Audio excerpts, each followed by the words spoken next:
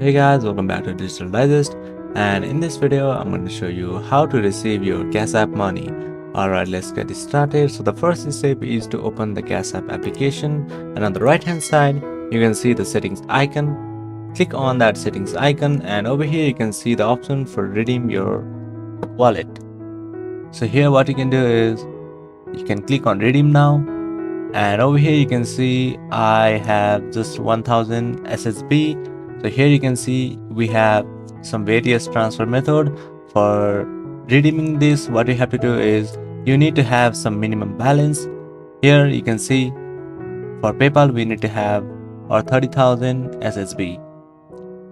So once you have the minimum balance, you can just click on use this method button and you'll be able to receive your Cash App money like that. So that's it. That is how you'll be able to receive your Cash App money. Thank you for watching this video, and I'll see you on the next one. Also, don't forget to subscribe to our channel for more videos like this.